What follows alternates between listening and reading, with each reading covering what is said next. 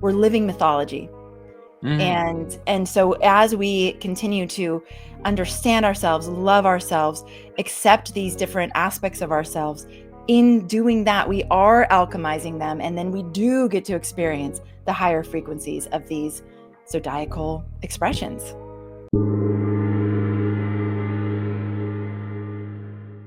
And welcome back to the Consciousness of the Way. I am your humble servant and seafood, Taoist Master San Qing.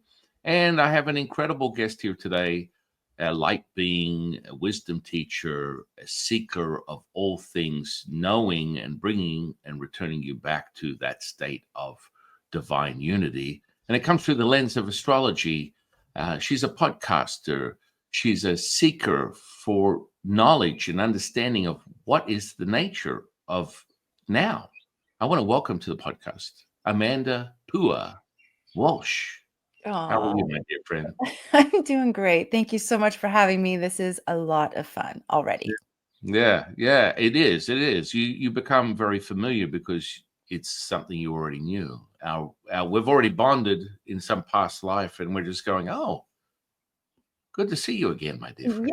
Yes. You look familiar. I don't know why, but you just do. Right. So why don't we give the audience a little abbreviated version of how you got here? Oof. Okay. Well, I was on a trajectory. The first 30 years of my life, I spent just sort of building. I was very much in the material realm. I was always seeking. I always wanted to know, like, what is actually going on here. I remember being like 10 years old and looking in the mirror and just being like, who are you? Like, who are you really? And I basically was asking that question, but I wasn't receiving answers in any of the places where I was looking. So I was 13 years Catholic school. I took every world religion class I could take. I studied psychology. I got my master's in psychology. And finally, I exhausted all these options and kind of went, I guess I'm just here to like make money and be successful and do the thing that everybody's telling me is going to lead me to happiness and fulfillment. So why don't I just try that? So I did, and I moved to New York City. I was the owner of a technology company, and we expanded from California to New York. I built this big like empire thing, and was very successful on paper. You know, I'm doing the little air quotes if people are just listening and not watching.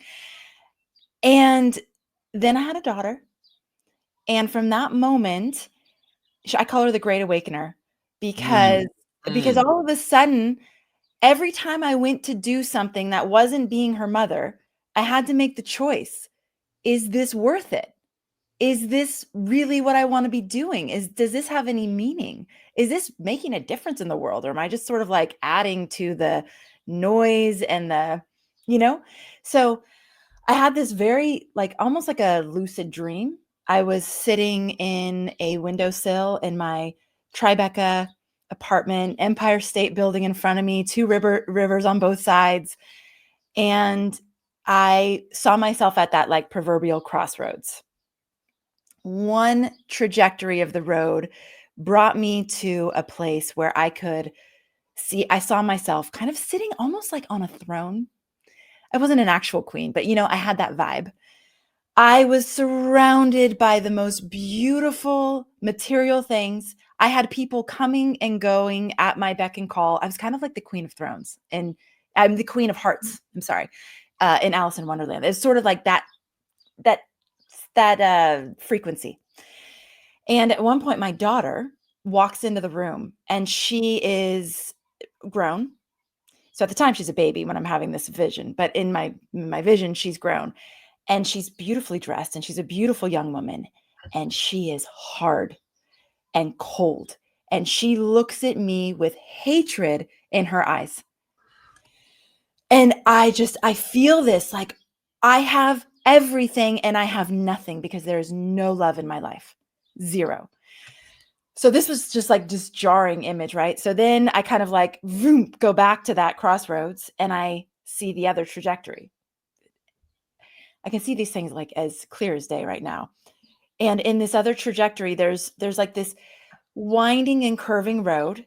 It's surrounded by grass on both sides. There's trees, there are butterflies and rainbows. And here was the thing that just sealed the deal is in this vision, I'm holding Madeline's hand and we are dancing down the road.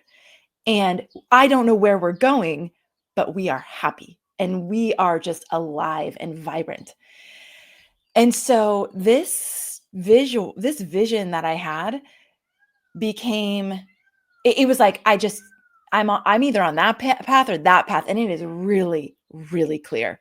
And I have some huge decisions to make. And it's not like I get to sort of make some decisions. I have to either like blow up that road or that road, but there's no dabbling in both. So it took a few years and a lot of soul searching, but I blew up the life that I had been living. I gave the ownership of my company away. I sold my house in California. I sold everything I owned in New York, and we moved to Hawaii. And this Hawaii was a place that had always called to my soul.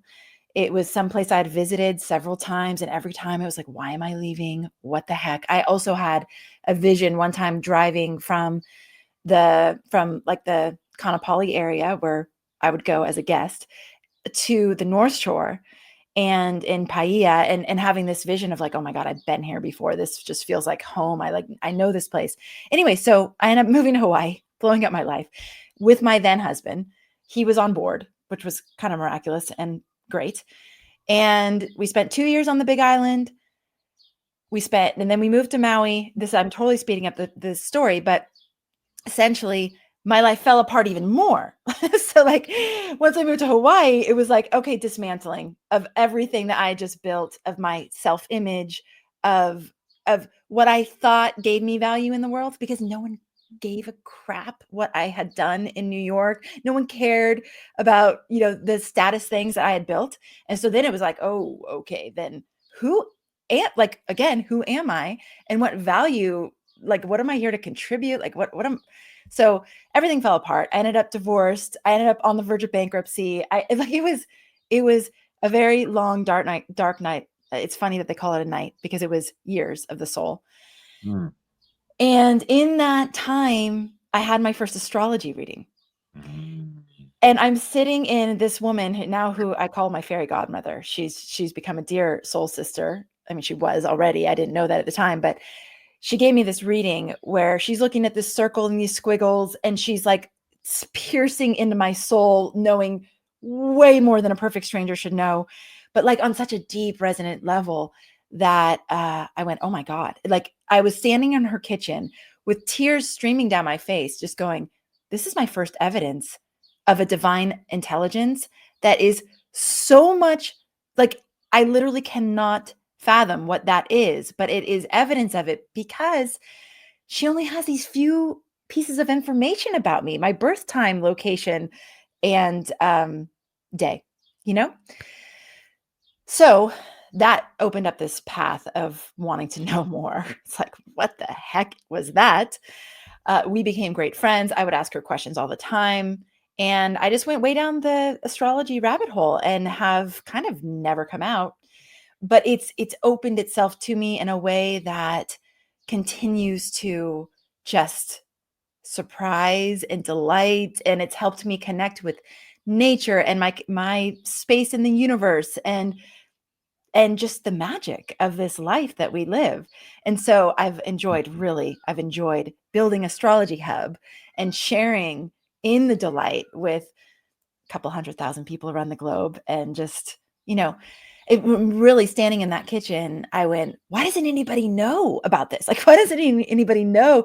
Because it was so much deeper than what I had ever been exposed to. And so that, to me, the depth of it is what I love sharing. And just helping people remember who they are. And it's just one way of remembering who you are.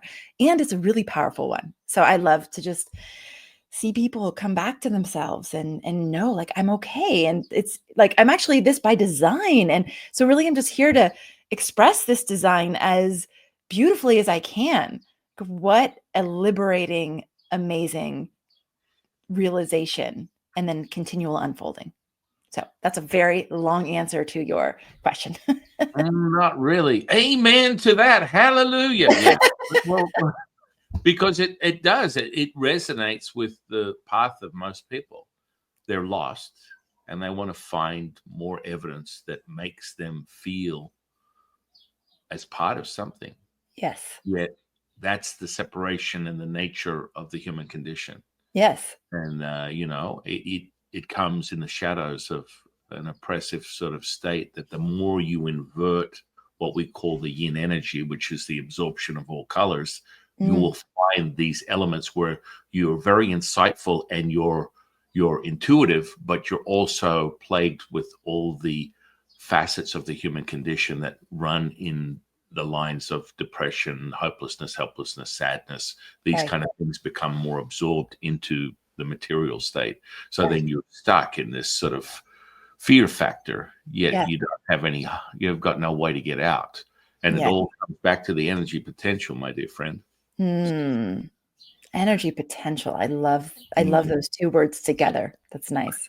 Right, right. And when you start to understand these things, you create this relationship with the physical body, the energy body, the spirit body, and then you have this navigational GPS that will give you a very clear path of your own remembrance and what we call the Taoist rights, the return to who you are, and you become whole, Ooh. which is Yes. the which is Yes. the healing. Yeah. The GPS system, I love that. I often think of us as celestial navigators. Mhm. The Hawaiians, that there's many stories of like how they actually found these tiny little islands in the middle of the ocean without our sophisticated technology, right? um, and some say they essentially like pulled the islands to them. They didn't actually go find them. They like pulled them in with their frequency, with their resonance. Mhm. And it's very known that they use the stars to navigate the path, and also all the elements, and the water and the wind and everything. And so I often think of us as like we are celestial navigators. We're literally using the frequency, the broadcast, the resonance of the stars, the planets, to navigate our way through life. And there is that GPS system that we're finding within ourselves all the time. Yeah, it brings me to the path of any Taoist seeker, which is to create that relationship, the whispers of the universe giving you insight to the very knowing. And Mm, the starting point, the seed, the spark of divinity that gives you that road to recovery, to return to yeah. the Wizard of Oz. And then you realize the wizard is only this big and he was already inside you. You never had to leave. Wow. Yes. So this is like this charge you and I are getting right now is the epiphany and the self-realized fact when you Mm, start to do these things. And we use it through alchemy, and we yes. refer to that as the energy potential. And then we have a relationship that there's this symbiosis of electric and magnetic, but we unify it with the Mm, primordial mother. mm, So this unification merges the two energies together, making it possible to create things that are miracles, manifestations, magic, healing, whatever you want to put it in that category of superhuman, supernatural, which we mm, call supernormal, mm. is this evidence of this now moment. And we refer to that as bringing immortality and crystallizing it into the material state. Ooh, I this has religious connotations, but I think of it as literally anchoring heaven, the heavens on earth in the physical body. And I love what you just said about the alchemy, because the more and more I learn about and experience those zodiacal archetypes and the planetary archetypes, it is because each one has a band, it has a spectrum of frequency in which it is manifesting through and as us. And through the process of alchemy, through the process of literally transforming from the sort of, I don't like to label it as uh, there are expressions of the zodiac, and the planetary energies that are less mature, less experienced. And that's when you get the sort of superficial ideas of the signs. Oh, Leos are just arrogant, and Capricorns are just money hungry, and Libras are people pleasers, whatever. Those are like the less experienced, less mature expressions of those zodiac energies. And as the being continues to alchemize those more dense frequencies, they then get to start to experience and express the higher frequencies of these archetypes that we're literally just, sometimes I'm like, are we just living these stories? I mean, the stories to me seem like they are the fabric of the universe themselves, and then we're living them, and we're sometimes I can't even express it because it just feels like truth, but I don't have the words to express it yet. Mm. But that we're living these, almost like we're living mythology. Mm. And so as we continue to understand ourselves, love ourselves, accept these different aspects of ourselves, in doing that, we are alchemizing them. And then we do get to experience the higher frequencies of these zodiacal expressions. Oh yeah, yeah, absolutely. You had me at hello. You know, but it really, because it's so true. The idea of understanding a macro to a micro, and the cosmic fascination that the human being has with that relationship, that truly is just them looking, their reflection is looking back at them. Yeah. Then they're absorbing that, and once they realize that what they're looking at is themselves, it becomes unified, it becomes whole. And Mm. all of a sudden it saturates this, what we call the 50 trillion cells that look back at you in the mirror as your Mm. flesh and blood. And then Mm. you unify that and realize that you have imperium, you have dominion, you have maestro over that through the alchemical process, Mm. to direct it in any way you choose to, as you become more unified. And so when you become more unified, all of a sudden your realization as this present moment does not require your participation.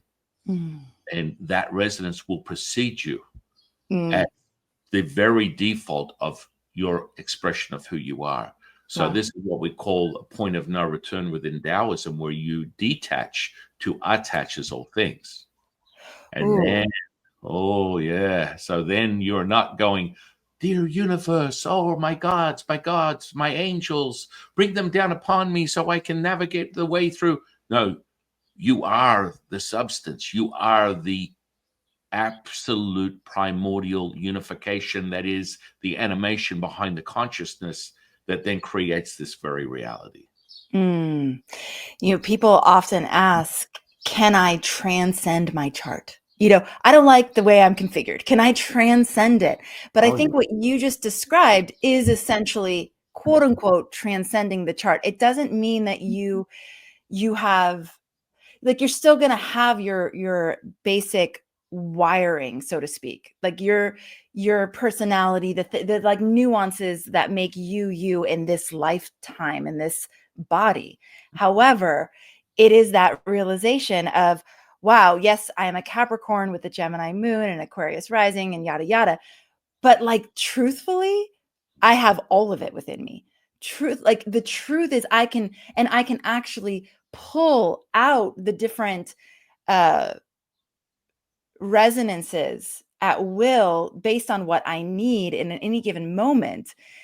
And certain things are going to be more natural. Certain things are easier because of I think of it as almost like a recipe, like we are a recipe of different amounts of these ingredients, these cosmic ingredients. Some may be like very watery, some may be very earthy. So the very earthy person might might have to have a certain level of mastery to be able to pull in that water, whereas the water person is going to have more, need more mastery to pull in more of the earth. But it's all possible. And so that, to me, is what you just said, is almost like the answer to that. Can we transcend the chart? Right? Yeah, anything is possible. What happens is this is the method to the madness. Everything has a method. Everything has an understanding of that relationship. And once, for example, and I refer to Tao as alchemy. Yeah, I'm a fanboy. I'm an ordained priest in 2 lineages, but that's just me giving or making sense to what transpired, 36 years ago within a matter of 7 days. Mm, Things that happened to me were beyond your wildest imagination. mm, And that gave me pause to then dive deeper into the nature of these things so that I can share them and teach them to others. And so the magical ride of this self-realization will come in different forms as you continue to adapt and use that stress to adapt to expand again. ooh, So within Taoism, we refer to reality as a bellows. Everything is contracting and expanding at the same time. You're all things and nothing at the same time. mm, Your mission, if you choose to accept it, Ethan Hunt, is to find that center point, that mm, vesicle, the Wu Ji, we call it, the primordial mother. And when you find that center point, that is where you merge the two energies together and have complete dominion over everything. oof. And that is where the secret sauce comes in.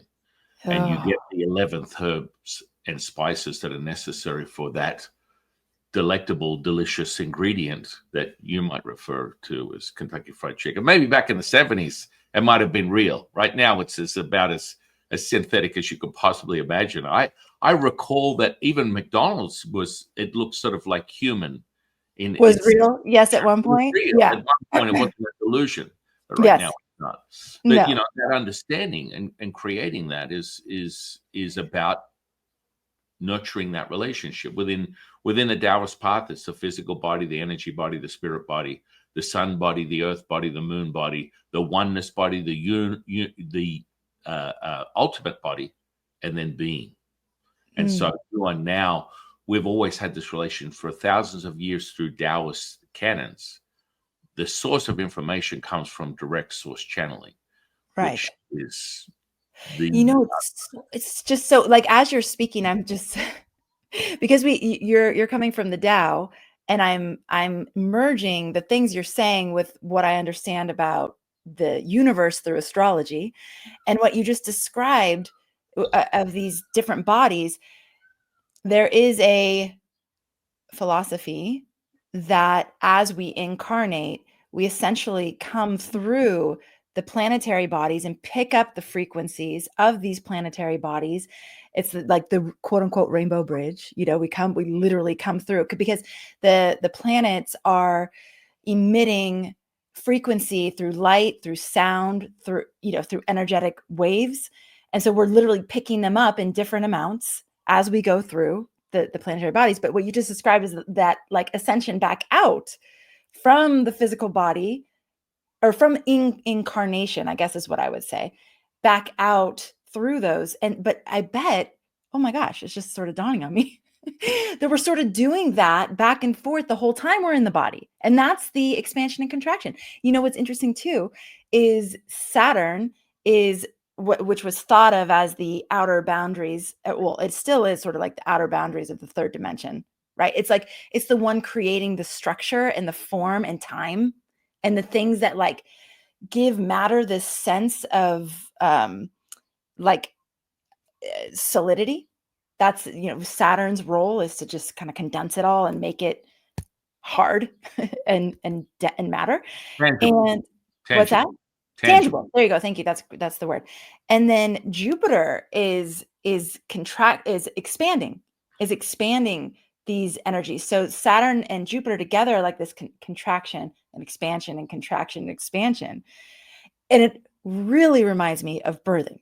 It's like we're continually being birthed into the Mhm. next version of ourselves, because that's what our body is doing as we're birthing a baby. It's contracting and expanding, right? So we're just like constantly in the birth canal, always being birthed.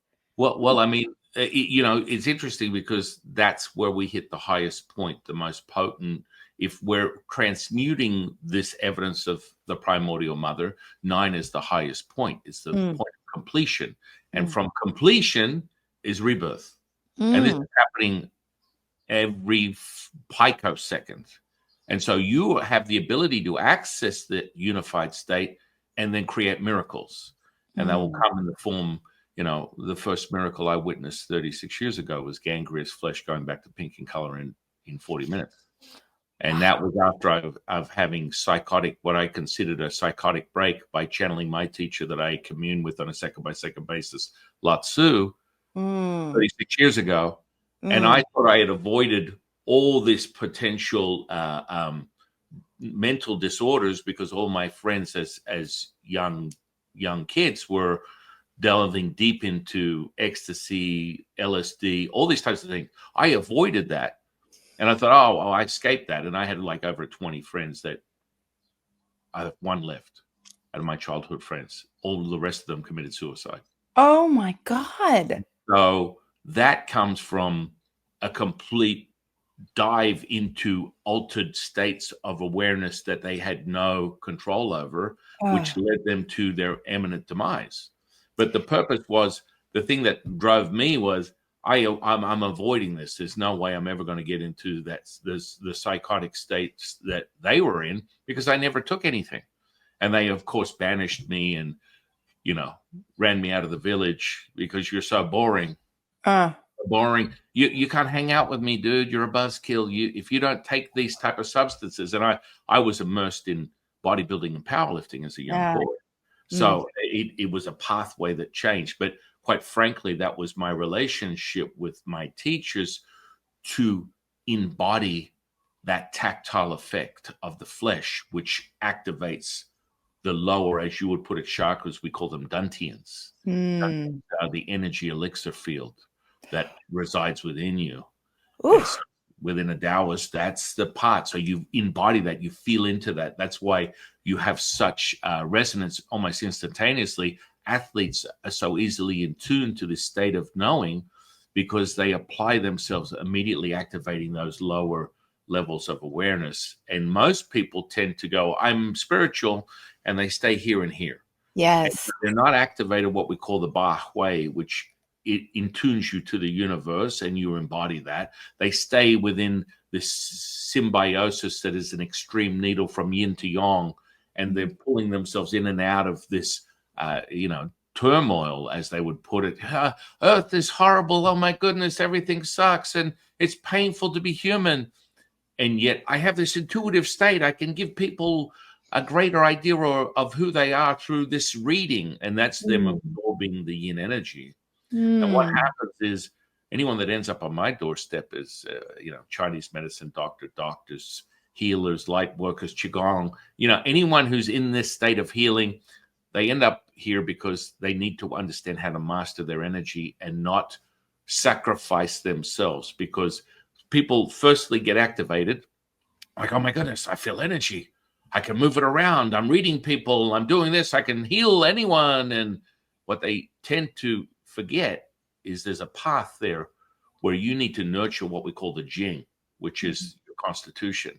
If you don't understand how to nurture that, you will actually sell what I call sell your soul, because everywhere your attention goes, the energy flows. So you're not tuning into the primordial mother, you're tuning into your own constitution, which always ends in imminent mortality. And so this is where light workers, anyone that I've known from all these years, they're all dead. They died like 20 years ago because they burn the candle. They admit, and they go extreme material. And then all of their candle burns out. And that comes from mortality. And that's part of not nurturing the inner workings, the energetic architecture within you. Once you get that alignment, then you realize that constitution is like you come into the world with a battery pack, I call it, and you start off at 80%. No, normally it's about 80 out of 100%. I've never seen anyone 100. And so when I teach them the alchemy, they go from 80 to 100, from 100 to 1,000, from 1,000 to 9,000. And then all of a sudden, now they're off to the races. They're imbuing everything. They're admitting this potency, and they're no longer distracted by the very limited potential of their physical body. They're nurturing it because this is the hub, as you put it. I love that. The hub for your spiritual knowing as you explore this incarnation, reincarnation, however you want to define it. You need an anchor. This is the anchor. And so if you don't nurture that, you're over. So, I mean, within Eastern philosophy, a lot of people throw in Taoism and Buddhism as the same sort of like religion, philosophy, and things of that nature. I've had, I have like over 20 friends that are Buddhist monks. They have a monastic path, and they're very simplistic. And there are 1,000 different Buddhist methods. But from everyone that I'm aware of, they have the same. They're sitting at the top of the bay, looking out over, watching for what they call the dukkha. I want the dukkha. I want the distortion. That's all I'm looking for. And once I find that distortion, I will dismantle it and dissolve it and then return back to this still state. Now, with that, there's this throwaway of the avatar. I'm not really that concerned by that. Let's just toss it out and we'll go on to the next re-up. Instead of realizing that within a Taoist path, it's a little different. So if you're a Buddhist, life is like a pile of shit covered in diamonds. I grab another diamond looking for more shit. Whereas a Taoist is, it's a pile of diamonds covered in shit. I just wipe off some more shit and find another diamond. It's good to be me. And this, again, comes down to that ability, that symbiosis between everything and nothing, and then the potential of what that means to you as a seeker, right in that center point as to what you're going to absorb, what you're going to admit. Does that make sense? It resonates so deeply. Like it really, there is so much truth in what you just said. I mean, and it, for me, I know we all have our own paths, but it is, I've never been able to really connect with, there's aspects of every single religion that I can connect with, and that I did. I would go so far in Hinduism, or I'd go so far in even the Baha'i faith, or whatever. I would get to a point where it didn't resonate. Like it was like all that is yes, and then I would get to this spot where it's like, but not that. And I think that what you just described about the diamond and the shit with Buddhism is kind of where it doesn't quite. It ended your relationship. You broke up with him. And then you I was like, that doesn't feel totally right to me. But I mean, I'm not saying that other people are not right, because I know that we all have our own way of experiencing this. But wow. And then the whole one of the things I noticed, because when I moved to Hawaii, it was at the very beginning of my quote unquote awakening, right? It was this whole new world had just opened up to me and was continuing to open up to me. And so I would meet these very quote unquote spiritual people who would be talking to me about things like manifestation and, we can create our reality, and these very like lofty ideas that also felt somewhere true. And then I would look at their lives and I was like, if this is true, then how come these parts of their lives were so out of alignment with that idea, right? They were like speaking out both sides of their mouth. Yes. And so it didn't make sense to me. And I couldn't, it's still hard for me to understand how people can speak with such certainty and lucidity and clarity and eloquence, but not be totally aligned in their bodies, because I'm not able to do that. Like I can't do that. You know what I'm saying? Like I can only speak about something once I've had it in my body and I can feel it and experience it. Otherwise, I don't know how to talk about it. But I met a lot of these characters on my path, and it was confusing to me.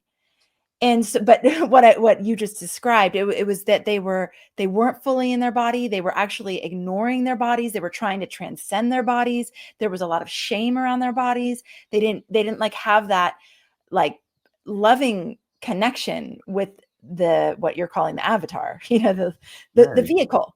And I think that's why they didn't have the potency that they could have. Like they were definitely accessing information beyond this third dimension, but they weren't anchoring in their bodies. And that was always confusing to me. Like it didn't make any sense. But the more I learned, I was like, oh, okay, it's just not embodied yet. And there's astrologers that do that. There's all kinds of people, right? Like, because there is a direct open channel to the cosmic wisdom. But how you describe the mechanism of where it's like not actually landing here makes a lot of sense to me. Yeah, yeah. I mean, you'll find a lot of like psychics, channels, Yes. mediums, all that kind of stuff. They're very potent, but the information is shrouded in their own personality deficiency. Mm, They're very mm, inverted. So, mm, what will be the traits of that? It will start to transmute within the physical body. It will come in the forms of like, not being able to regulate the energy, and mm, it will start to affect their hormonal cascade. It'll affect things at a subatomic level that will transmute as they're oscillating from the universe all the way down to the physical form. You have this symbiosis that's constantly taking place. You must realize that you will show yourself. You'll mm, be the emperor with his new clothes. And for the mm. people that can see it as you are just identifying, it's like, well, the things are not, they're not matching. They're not, it Yes. doesn't, it's not work. It's still not 100% working for me. You're saying one thing, but your actions are completely different, which is really fundamentally where a lot of people lie in that situation. And for light workers and mediums and channelers, you'll find that they're shrouded in this deficient state where they have to sleep most of the time. I can only channel once every, I'll channel for days on end because the information is never ending. The only thing that will pause me is if I need sustenance, or I've tricked my mind to believe I've got this need for food, which is Mm, absolute nonsense. Because once you attune yourself, the energy is endless. It's mm, abundant, timeless, endless, limitless. And so a lot of people get caught up in that, and they still have this, overshadowing oppression that takes place, and it leads them to a much deeper nature. And in most cases, many people are projecting something that they are not, which refers to, the secret. Why the secret doesn't work for so many people, because the mm, second you ask yourself what your values are, you cannot obtain the present moment, which is your no place, no person, no thing. You're all places, all people, all things. And that's the only way I've ever witnessed healing. When I see things like tumors shrink or bones fuse or any of these magical things that we've been talking about that I've been witnessing for decades, it can only happen in the present moment. It can't happen anywhere else. And it can't happen with me participating. It's a resonance. That's it. And that's where people get all, well, I need to find love. I mean, love is a facet of the diamond. It's not the whole diamond. mm, And that is a very problematic issue with a lot of people, because they go looking for that as the way to obtain enlightenment and find themselves infused to this moment where they will witness this miracle. But it's a facet. It's like falling on Hallmark as an expression of who you really are. Oh, it's Thanksgiving. Oh, it's Valentine's Day. Oh, it's your birthday. Let's virtue signal our way into this knowing. It's like the fake it till you make it type of mm. prescription that most people have on this path. And I believe that's what you were leading towards, which is there's a lot more fake it till you make it. I don't mind discovering that. I find that quite often with my path. A lot of people are like, oh, I had no idea I'm having a conversation with you. Can I leave now? Oh, okay, now Mm, that's all right. Because it's about me reaching out. Come with me if you want to live. No, it's about coming and getting back into yourself mm, and expanding. And so if you think that I would come across you in a relationship as you are me, I am you, and go, oh, you're so full of shit. No, it's very clear within this path. You cast the wicked away and you draw that person closer, because mm, this is the true nature of who they are, which is a unified state. mm, It's a mhm, nurturing state, because if I banish you, I'm banishing myself. There's a million ways up the mountain. If yeah. I if I dismiss your belief system, I dismiss my own. This Mm, is student is the teacher is the student symbiosis. It's always going on. And a lot of people tend to dismiss that. Well, I'm holier than thou. Oh, you're just a fake. Oh, I'm the real thing. I'm the divine spark. Look, there's a processes, right? For a Taoist, the processes is this: a spark of divinity is desire. Desire creates inquiry. Inquiry then moves into contemplation. Contemplation nourishes curiosity. Curiosity then gives birth to hopium. Hopium is potent. Once you are growing hopium, you jump to a belief system. That belief system is met with experience. That's it. And so then that experience will then determine your knowing. Now, you could have a knowing that life sucks from your belief system. That could be problematic if you don't want life to suck. But if Yeah. you are investing in life, that energy will find its way. And that can be your reality all day and every day. There's nothing wrong with that. Hmm. Absolutely nothing wrong with that. But realize that you are the master keeper creator of your reality. And you can at any point alter that state from belief to knowing, and it will materialize within the expansive part, the rebirth to completion, if that makes sense. Did you know that the root of the word desire is decidere?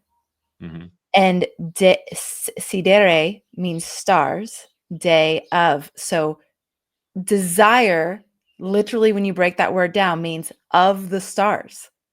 So that seed of desire that you talk about is already planted within us and is planted at the very moment of that first breath.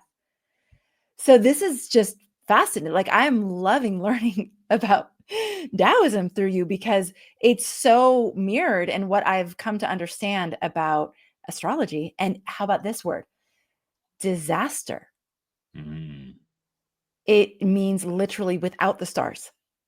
So Mhm. when we like take other people's ideas of our life, when we take other people's shoulds and all these things that we take upon ourselves, and we're living completely out of alignment with that seed desire that we have planted in us at the moment of our birth, at our first breath, it's a disaster. Like, life is chaotic. Life is like, it's out of control, right? Because it's not coming from that center point that you're talking about. So I love this, and it just feels true. Well, yeah, I mean, once you hit that center point, we have this effect within Taoism called Wu Wei, Hmm. effortless action, effortless effort, Hmm. which would defy any of those manifesting mentor peddlers that are out there on the interweb that keep telling people, you must act. Breath is action. That's Mm. breath is immediately draws the primordial knowing instantaneously. And that between yin and yang is that center point. When you hold, you absorb what we call the riches, and that obtains the entry to the center point, which is the diamond of perfection. And that will start to create substance as you activate the energy body. It will show itself and it will be very potent, and you can craft to create from that center point. Oh my God. Couple things there. So excuse me for always bringing this back to astrology, but it's really fascinating to me. So I've thought of the breath as the activator of that, like, blueprint or map that you are, right? Mhm. And the breath, one of the reasons why the breath is so important is because that initial breath is what literally fans the flames of that design that you are. And so when you're talking about the breath being that, entryway into that, it's I see it as, okay, so we're born, right? We take that first breath. The planets and stars, it's literally like an imprint that lives within us of that particular constellation or configuration of the sky at the moment at that very moment. Then the more we, like, if we're holding our breath, what's so interesting? I'm sorry, I divert for a sec. Have you heard of the term howly? It's basically like a derogatory term. It's become a derogatory term for white people from the mainland that Hawaiians might call you. Like, if you come here, you might be called a howly. But I when get it from China because most of my students are from native China. They're natives of China, and the word within China is called guilo, which okay, is like spirit. So but yeah, it's interesting because it doesn't. I mean, originally it didn't necessarily just mean the color of your skin, because ha'ole, howly, ha'ole means without breath. So one of the things that they noticed when these people were coming over here is that They don't really breathe. Like they do not come together in prayer or meditation and breathe. They're like all, like holding their breath up here, and they're not breathing. And they definitely don't breathe together, which is a centerpiece of how people would come together and they would breathe. And so what I think with our conditioning, the nervous system, the programming, the like things we inherit, the heaviness that keeps the breath like way up here. I mean, I don't think until I was 33 years old, I don't think I ever really breathed like deeply and consciously and with any sort of awareness. And so it's just fascinating to me how this interplays, because the importance of the breath with the chart, like it's really it. Actually, there's an astrologer named Adam Gainsbourg who's renamed it not the birth chart but the breath chart, because it really is. It's that activation moment of the breath. And what happens when the last breath happens? This configuration that we are in this particular body, it dissolves. There's an eternal element to the soul itself, or like the part that is eternal, but a lot of the way that we were expressing it in this lifetime just goes away. And because the breath is the thing that's holding it at the center, the breath is the whole thing that's holding it and animating it in this lifetime. Does that make sense? Oh yeah, yeah. Respiration is the entry, the gateway. So it's a portal. So realizing that everything is this, bellows, contracting and expanding, yin and yang. Yin is the inverted effect of all colors. Yang is the emission of all colors. That center point is merging everything together. So our respiration techniques, which we have thousands, but the primordial breath is what happens is we breathe from the cosmos. We no longer breathe from the physical body. So now there's no limitation. And what happens is when you absorb the riches, there is a condensing of that, which activates the energy potential, and you become essentially an amber of a cigarette. I use that as an example, because your breath will instantly, once you activate that, if you just breathe in and out, you will find that it has a rippling effect that instantly activates your energy potential throughout every cell in your body, and you're able to start to play with that substance we call the Fajin, and then we can direct it any way we want. And it's through that breath, and those techniques are activated through opening up the energy potential within the body through a path we call the infinite Wuji body, not a Kundalini experience, which I think is really powerful. A lot of people have energy awakenings, and they go, I had a Kundalini awakening. Easy now, easy. It starts there, and you must nurture that for it to be repeatable. It's all a transitory delusional state until otherwise noted, because this comes back to your belief system to knowing is experiencing a repeatable method, not something that's delusional. So you must be able to cultivate. And what happens is, this is not like the diminished returns of physical investment, because what you nourish with this substance is this body becomes a vehicle that you can extend your longevity. And, throughout Taoist canons, we're talking 300, 500, 1,000-year-old Taoists that have walked the path through history. Now, I don't go by the biological timeline that we're talking about that just goes back to 6,000 BC. I go from the deeper nature of my teachers, Lao Tzu, Supreme Purity, Jade Purity, Highest Purity, Yellow Emperor, Jade Emperor. These are all points of what I call the dialogue to the monologue, which is the primordial mother. These are my access points as facets of the diamond of perfection. Someone would call it the Akashic record.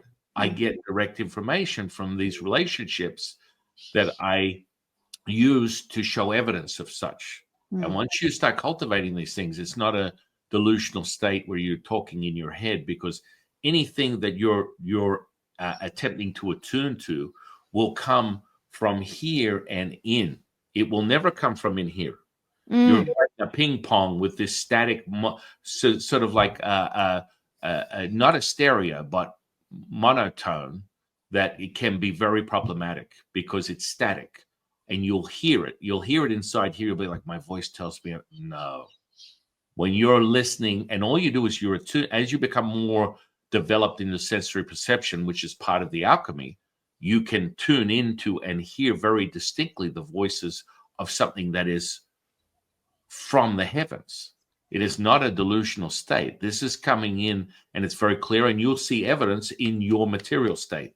It won't be, oh yeah, this is fantastic. Let me see. Do you have a grandmother? Yes. Oh, she tells me that she loves you. No, none of this cold reading nonsense. We're talking about accessing information, and I tend to call it what the basic sobering reality is. If I walk up to someone in the street and ask them to give them a psychic reading, and they're like, yeah, sure, okay, go ahead, give me the psychic reading. Within 30 seconds, I can give you a mental, emotional, physical, spiritual state. And they're like, how in Tao's name did you do that? I'm reading the information. I'm not invested in the outcome. I'm not looking for you to tell me I'm the next coming of Jesus. I'm not Moses parting the sea. It's just information that has been mastered through a sensory perception that everyone has the ability to. Here's the recipe, but you must be at a certain level of resonance for it to be acquired for your, it's like leveling up within a video game. Okay, I'm here through this cultivational practice. And I always tell people, this can be instantaneous.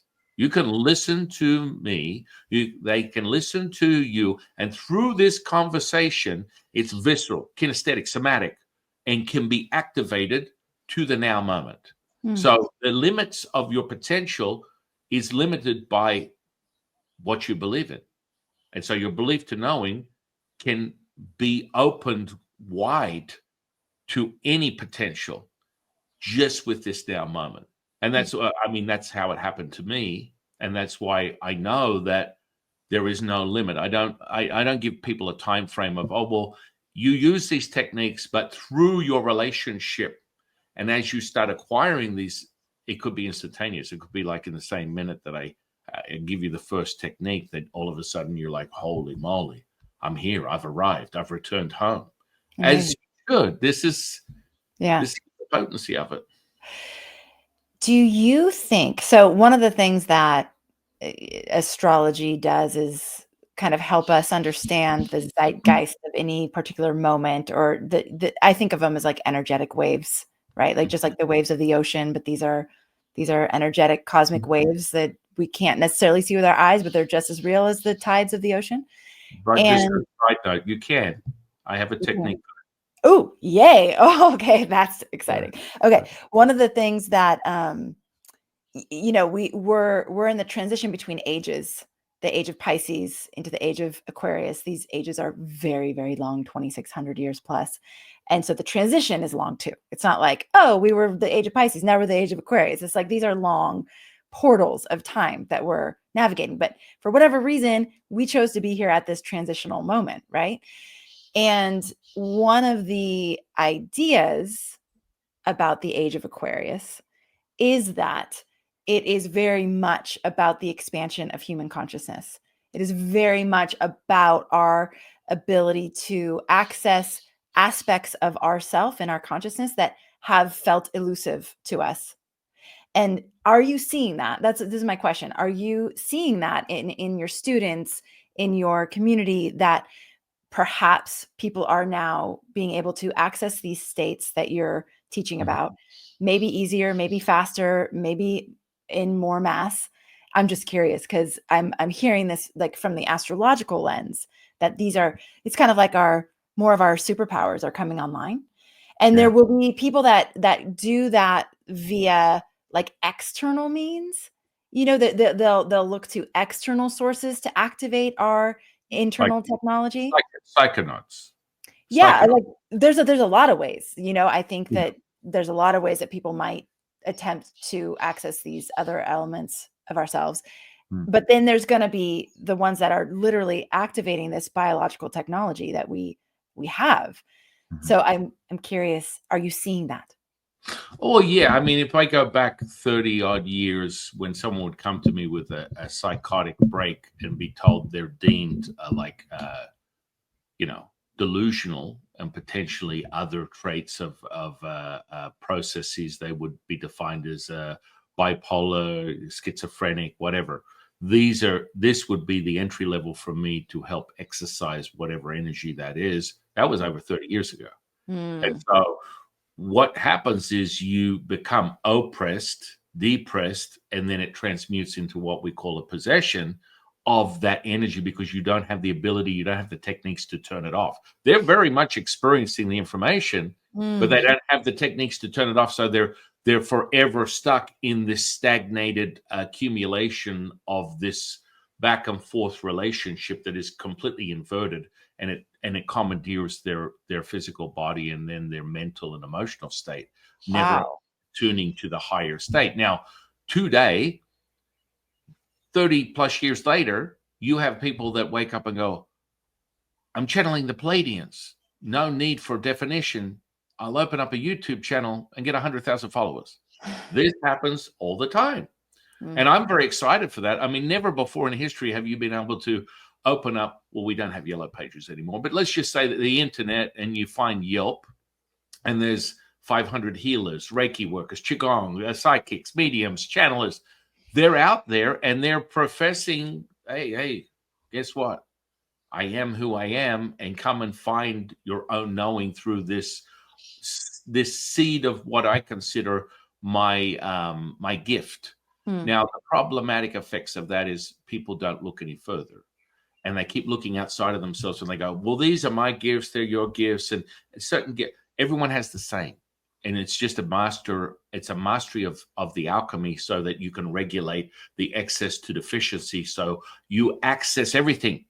You don't just go, my own gift is I'm a channeler and I can do this, or I'm a healer and I could do that, or this is a sort of egoic, sort of very limited, finite mind, bankrupt sort of intellect.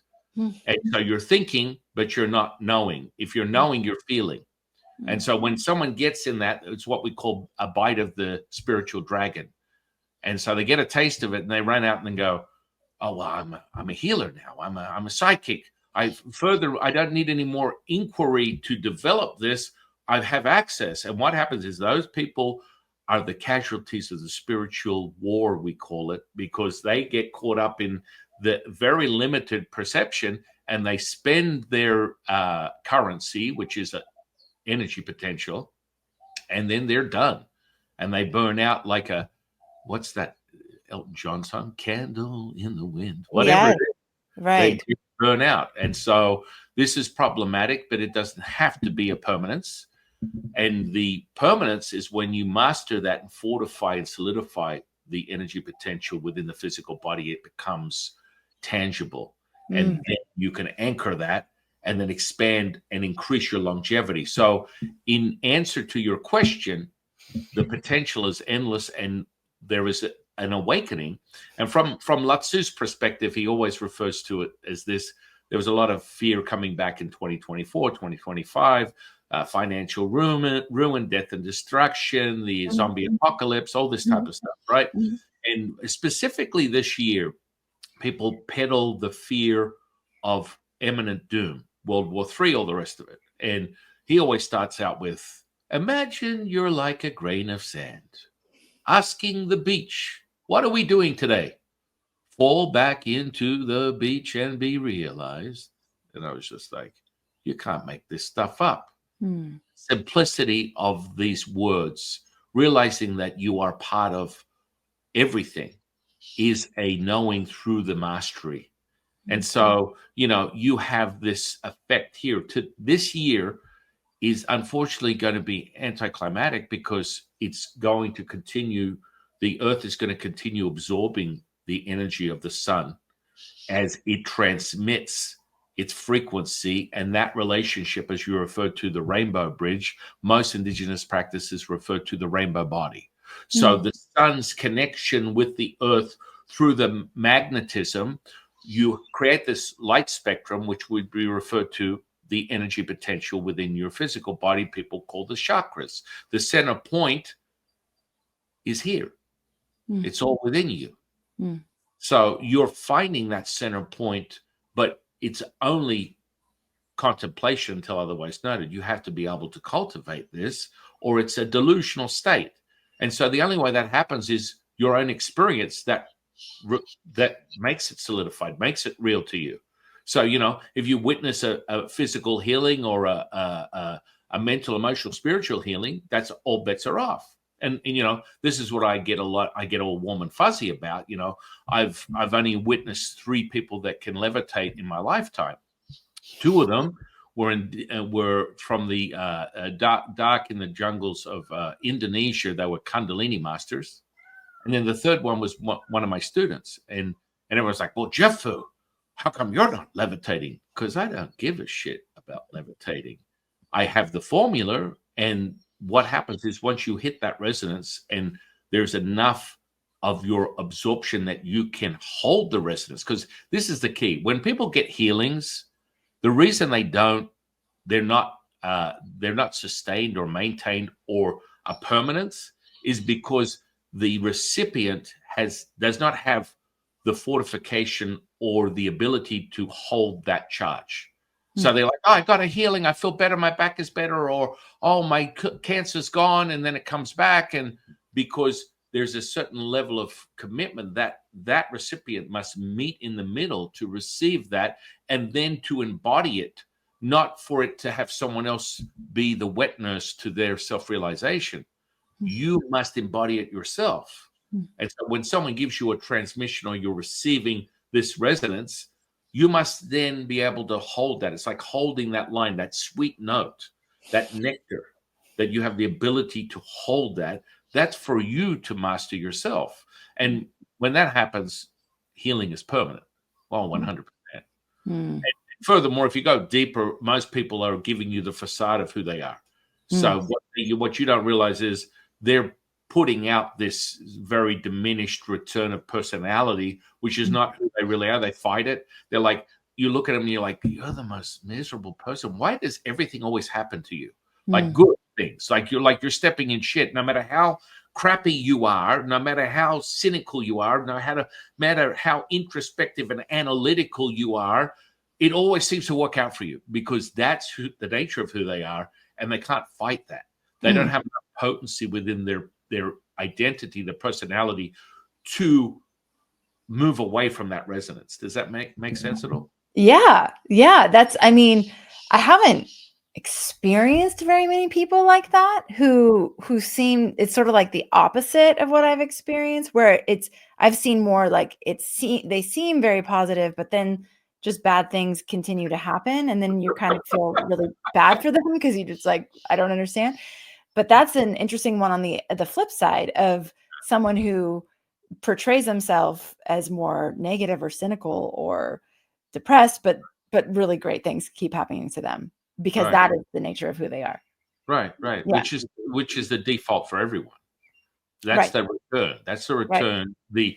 The full circle return as you become whole is to recognize that your experience does not require your participation. And so when you get all the semantics out of the way, where I'm walking the path, I'm, Christian, Catholic, Jewish, whatever it is, it doesn't matter what it is. It's about mastering your ability to hold that resonance. And so without the semantics of organized religion or organized spiritual paths, Right. you will get down to the nuts and bolts, which is your ability to cultivate, which doesn't require this moral compass from the universe. Where within Taoist magic, where we lay our 9-point grid upon reality, we alter things at will using what we call body dowsing, and we can access every energy potential at will. And you use that relationship with the cosmos, and star stepping is a huge component of Taoist magic. And then you get into the secrets. So now we're playing with some really wonderful, whimsical, magical stuff. Ooh, I am going to need to have you on my podcast to talk about star stepping because holy macanoli, that is just those 2 words together makes me happy. Like, what is star stepping? I need to know. Yeah. Amazing.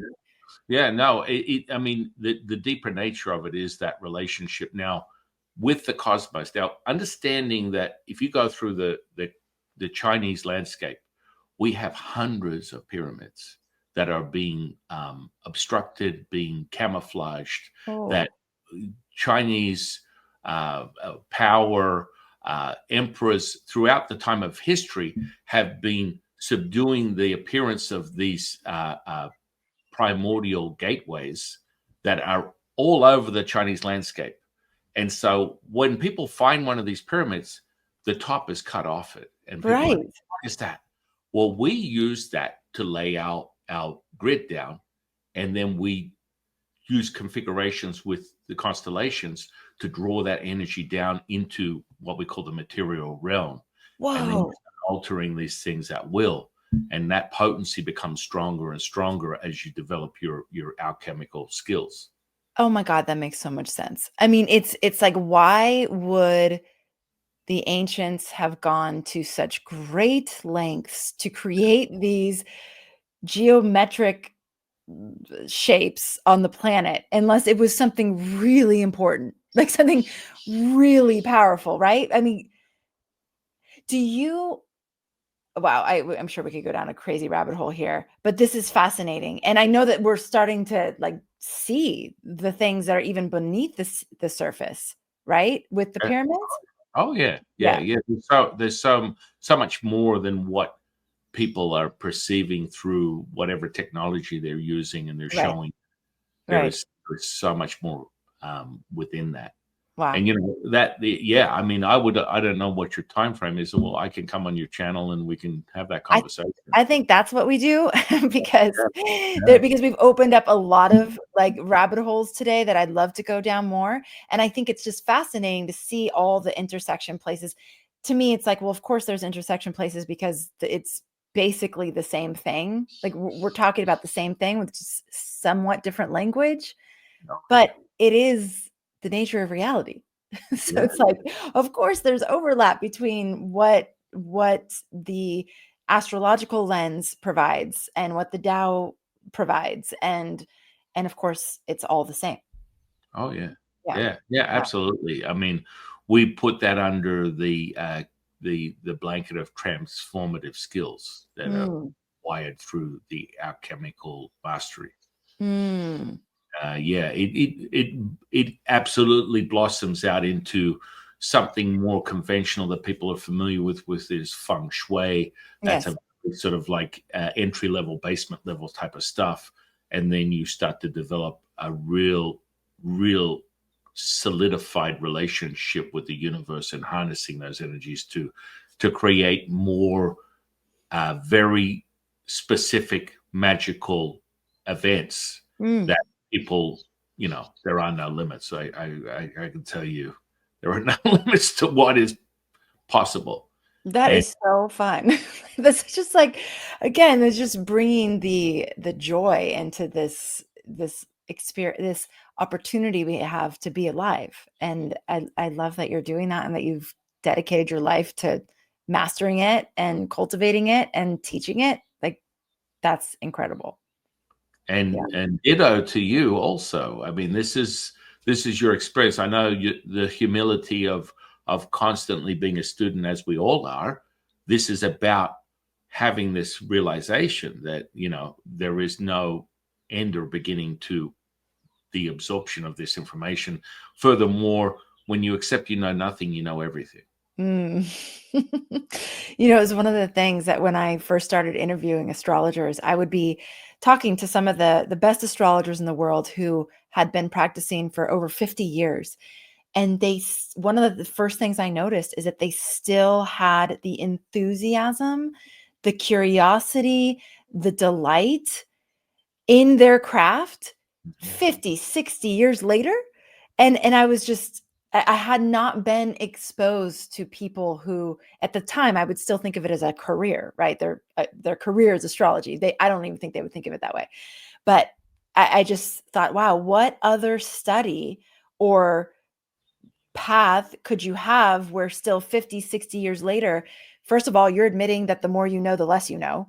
Second of all, that you are still so enthusiastic about exploring and opening up to more and more. And it's like, wow, whatever they're having, I'd love to have that, because that's awesome. Well, that's the excitement of being childlike in your nature. Right. Accept everything as Yes. it is. Yes. That's how I wake up and go to sleep. My directive every day is to use that lens of reality, and the mandate is to continually remind people of who they are and remember who they are through these masteries. Mm.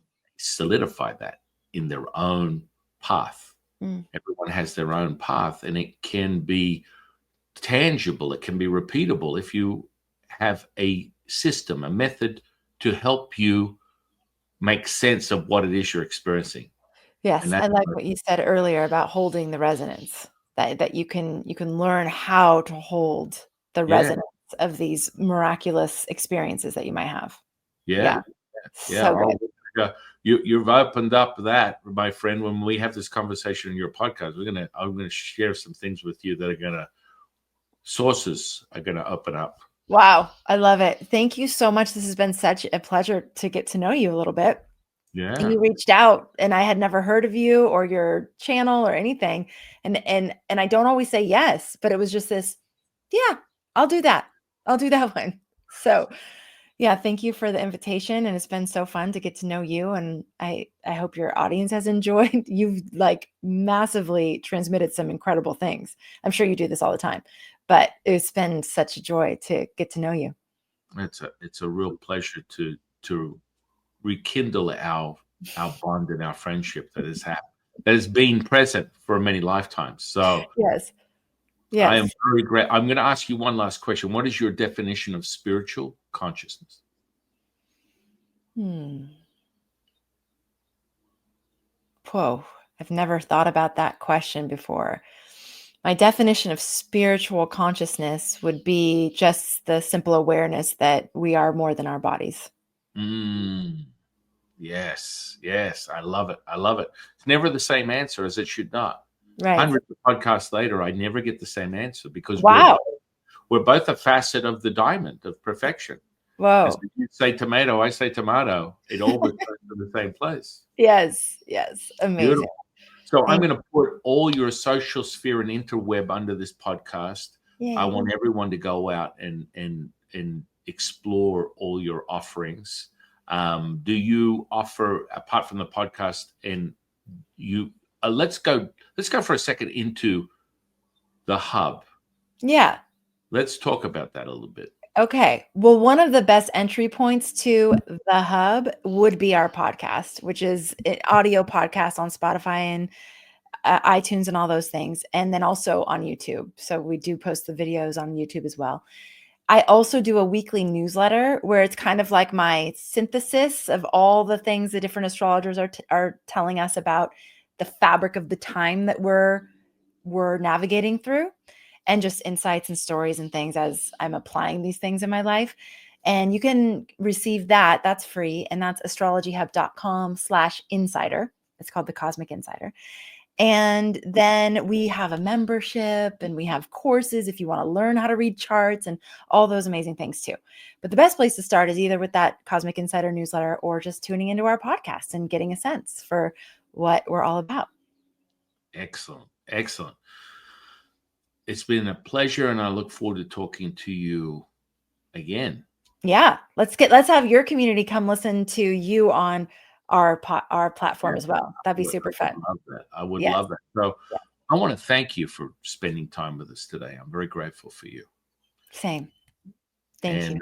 I want to thank the universe for bringing you into my life. I want to thank the audience for sharing their time with us today. And I am your humble servant and Sifu, Taoist Master San Qing. And I'll see you in the next one, guys.